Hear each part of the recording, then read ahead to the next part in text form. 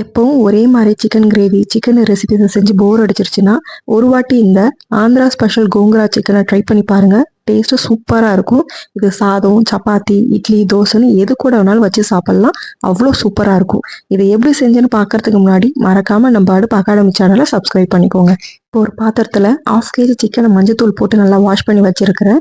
அது கூடவே தேவைக்கேற்ப உப்பு, 1/4 ஸ்பூன் மஞ்சள் பொடி, 1 ஸ்பூன் சில்லி பவுடர், 1/2 ஸ்பூன் மல்லி பவுடர், 1/2 ஸ்பூன் சீரகத்தூள், 1 ஸ்பூன் கரம் மசாலா, 2 ஸ்பூன் இஞ்சி பூண்டு பேஸ்ட்டு, வெட்டி வச்சிருக்கிற 2 வெங்காயம், 1 தக்காளி, 1 கொத்து கருவேப்பிலை, கொஞ்சமாக கொத்தமல்லி தழை, 5 கரண்டி எண்ணெய். இது எல்லாத்தையும் நல்லா கையால் இந்த அளவுக்கு மிக்ஸ் பண்ணிவிட்டு மூடி போட்டு ஒரு 10 நிமிஷம் ஊற வச்சிடலாம்.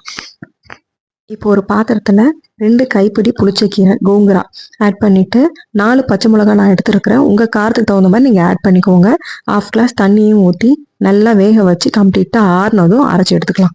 மேரினேட் பண்ண சிக்கன் ஒரு கடாய்க்கு மாற்றிட்டு ஒரு 2 கிளறிட்டு 5லேருந்து 10 நிமிஷத்தில் இதை நல்லா வேக விட்டு குக் பண்ணலாம். அப்போ தான் மசாலாவோட பச்சை வாசனைலாம் போய் சிக்கன்லாம் நல்லா வெந்து வரும். எக்ஸ்ட்ரா தண்ணி எதுவும் ஆட் பண்ண தேவையில்ல, சிக்கன்லேயே தண்ணி விடும். ஸோ நடுவில் கொஞ்சம் நேரம் கிளறி விடுங்க, இல்லைன்னா அடி பிடிச்சிக்கும். இப்போ மசாலாவோட பச்சை வாசனைலாம் போய் சிக்கன் நல்லா வெந்து எண்ணெய் பிரிஞ்சு வந்துருச்சு. இந்த ஸ்டேஜில் நம்ம அரைச்சி வச்சுருந்த கோங்கராவையும் ஆட் பண்ணிவிட்டு எல்லாத்தையும் நல்லா கலந்து விட்டுட்டு அகைன் லோ ஃப்ளேமில் ஒரு 10 to 15 மினிட்ஸ் மூடி போட்டு குக் பண்ணலாம். சிக்கன் நல்லா வெந்து இந்த அளவுக்கு எண்ணெய் பிரிஞ்சு வந்துருச்சு. இந்த ஸ்டேஜில் கொத்தமல்லி தழை தூவி இறக்குனீங்க அப்படின்னா டேஸ்டியான Andhra special gongura chicken ready.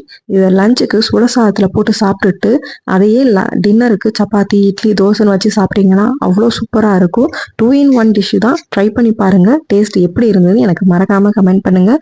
என்னுடைய ரெசிபிஸ் உங்களுக்கு பிடிச்சிருந்ததுன்னா லைக் பண்ணுங்கள், ஷேர் பண்ணுங்கள், சப்ஸ்கிரைப் பண்ணுங்கள். பாய்.